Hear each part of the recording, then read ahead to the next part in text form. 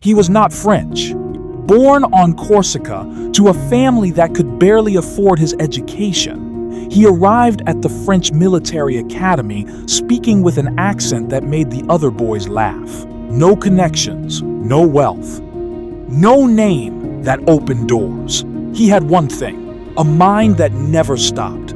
By 30, Napoleon Bonaparte was the most powerful man in Europe.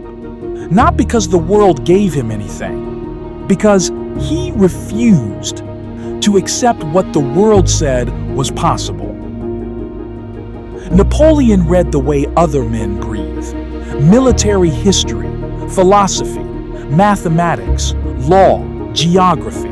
He studied Caesar, Hannibal, and Alexander not as history, but as instruction. He slept 4 hours a night and used the rest for thinking, planning, and moving. Impossible is a word found only in the dictionary of fools, not a poster quote. The operating principle of a man who looked at every obstacle and found, through study and refusal, a way through. First lesson: your ceiling is almost always an assumption, not a fact. Other people accepted it as a fact, and you believed them because you never went looking for the gap. Napoleon always went looking for the gap. Find yours. At 26, he was given command of the French army of Italy. Half-starved, demoralized, his generals were older, his men did not know him. He stood before them and said, "I will lead you into the most fertile plains in the world. Rich provinces and great cities will be in your power. There you will find honor, glory, and riches." They followed him into victory after victory that Europe had not seen since the Roman legions. Second lesson: a leader does not wait for perfect conditions to lead. He creates belief before the conditions exist to justify it. Speak your mission like it is already done. Then do the work to catch up with what you said.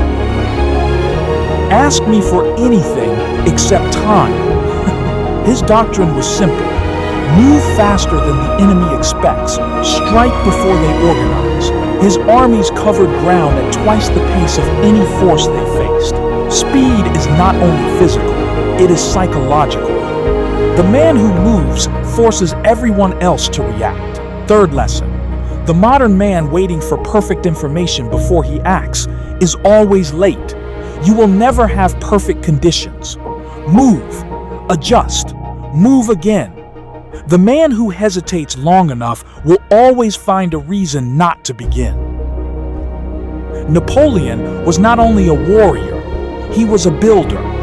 The Napoleonic Code he created still forms the foundation of legal systems in over 40 countries today. He reformed education, banking, and infrastructure while Europe was still recovering from his campaigns. Fourth lesson: winning is not enough. Build something that survives the winning. Ask yourself honestly, if I am not here tomorrow, does what I made still stand?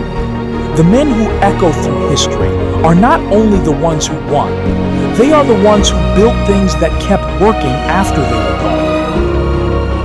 And then Russia. 600,000 men. He marched them in expecting a swift campaign. The Russians refused to fight. They retreated and burned everything behind them. No supply lines, no decisive battle, just winter. He lost 400,000 men. The empire never recovered. The lesson in Russia is not military. It is about the moment when the quality that built you becomes the thing that destroys you.